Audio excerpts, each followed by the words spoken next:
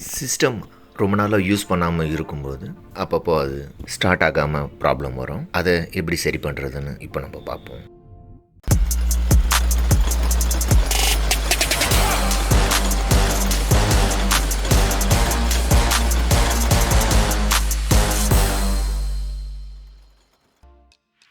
இப்போ நம்ம முதல்ல பவர் ஆன் பண்ணி பார்ப்போம்.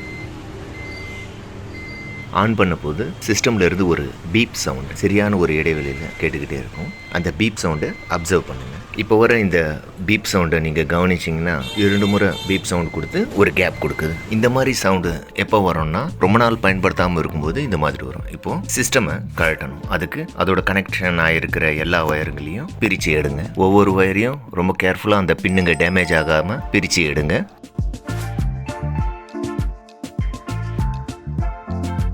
சிஸ்டமை ஓப்பன் பண்ணதுக்கப்புறம் உள்ளே பார்த்தோன்னா அதில் ஒரு மதர் போர்டுக்கு எல்லா டிவைஸும் கனெக்ட் ஆகிருக்கும். இதுதான் சாதாரணமாக எல்லா சிஸ்டம்லேயும் இருக்கக்கூடியது. இப்போ இந்த இடம் வந்து ரேம் ஸ்லாட்னு சொல்லுவாங்க. இதுக்கு வந்து ரேம் சொருகி இருக்கும். இந்த ரேமை 2 பக்கம் கிளிப்பையும் பிரித்து எடுத்து உள்ளேருந்து இது எடுங்க. இது DDR3 ரேம். இது பக்கத்தில் இருக்கிறது சிமோஸ் பேட்டரின்னு சொல்லுவாங்க. மதர் போர்டுக்கு டைமையும் பேசிக் செட்டிங்ஸையும் மெயின்டைன் பண்ணுறதுக்கு இந்த பேட்டரி உதவும். இது 3 வோல்ட்.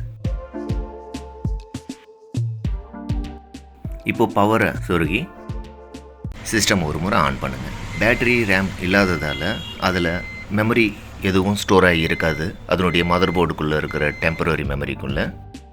அதனால் அதனுடைய செட்டிங் வந்து ரீசெட் ஆகும்.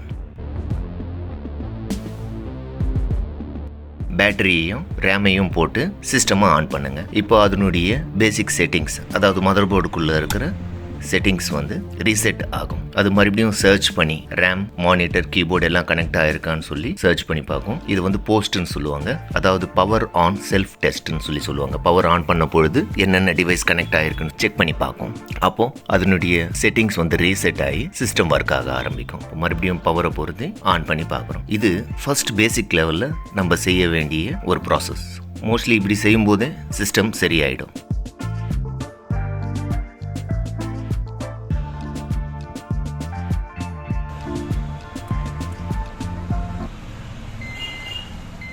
சில டைம் சரியாகாமல் மறுபடியும் அதே மாதிரி பீப் சவுண்ட்ஸ் வர சான்சஸ் இருக்குது. இப்படி வரும்போது என்ன செய்யணும்னா, செகண்ட் ஸ்டெப் அடுத்து நான் சொல்கிறத ஃபாலோ பண்ணுங்கள்.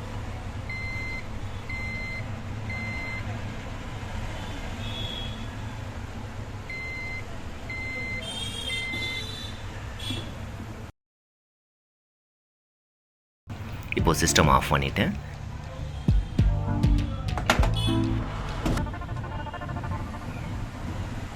இப்போது வெறும் ரேம் மட்டும் அதோட ஸ்லாட்டில் இருந்து பிரித்து எடுக்கிறேன். இப்போ மறுபடியும் சிஸ்டமை ஆன் பண்ணுறேன்.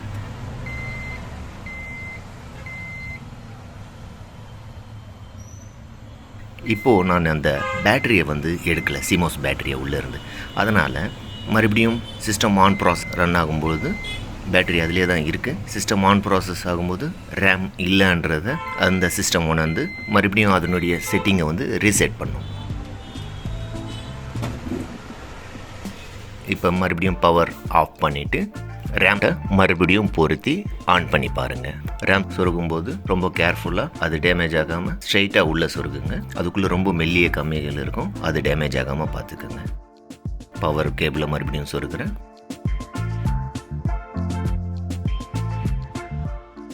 இப்போது ஆன் பண்ணுறேன்.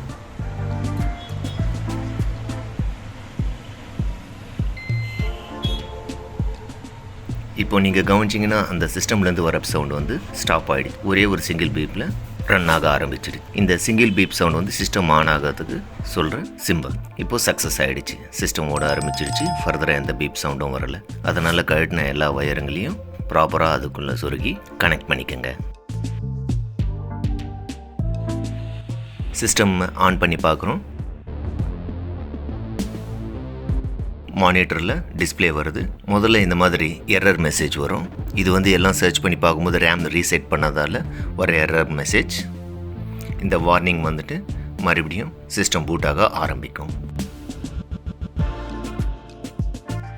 இப்போது delete ரெஸ்டோர் டேட்டா அப்படின்னு சொல்லிட்டு இருக்கும். மேலே வந்து கண்டினியூ வித்தவுட் சிஸ்டம் அப்படின்னு சொல்லி 2 மெனுஸ் இருக்கும். இப்போ நான் second delete restoration data and process to system boot மெனுவை வந்து ப்ரெஸ் பண்ணுற 2வது. ஆனால் ஆன் ஆகலை. ஏன்னா இது யூஎஸ்பி செட்டப் ஆகிருக்குது. இப்போ நான் காமிக்கிறது PS2 பின் உள்ள கீபோர்டு. இதை சிஸ்டம்க்கு கனெக்ட் பண்ணுறேன். ஓல்டு சிஸ்டம்ஸுங்களுக்கு PS2லேருந்து வர்ற கீபோர்டு கமெண்ட்ஸ் மட்டும்தான் ஐடென்டிஃபை பண்ணக்கூடிய கெப்பாசிட்டி இருக்கும். அதனால் உங்ககிட்ட ரொம்ப ஓல்டு சிஸ்டமாக இருந்ததுன்னா PS2 பின்னுள்ள கீபோர்டு ஒன்று வாங்கி வச்சுக்கோங்க. அது 250லேருந்து 350க்குள்ளே நல்ல குவாலிட்டியான கீபோர்டு கிடைக்கும். இப்போ இந்த பின்னை பொருத்திட்டேன். இப்போ அந்த கீபோர்டில் என்டர் ப்ரெஸ் பண்ணுறேன். இப்போது ஓல்டு செட்டிங்ஸ் டெலீட் ஆகிடுச்சு. சிஸ்டம் பூட்டாக ஆரம்பிச்சிருச்சு. ஸோ ஃப்ரெண்ட்ஸ், இப்படி தான் சிஸ்டம் ரொம்ப நாள் யூஸ் பண்ணாமல் இருக்கும்போது இந்த மாதிரி எரர் வந்தால் நம்ம ரீசெட் பண்ணுவோம். இந்த வீடியோவை லைக் பண்ணுங்கள், ஷேர் பண்ணுங்கள், சப்ஸ்கிரைப் பண்ணுங்கள். மேலும் கம்ப்யூட்டர் சம்மந்தப்பட்ட தகவல்களை நான் உடனுக்குடன் அப்லோட் செய்கிறத பார்க்கணுன்னா பெல் ஐக்கானை ப்ரெஸ் பண்ணிக்கோங்க.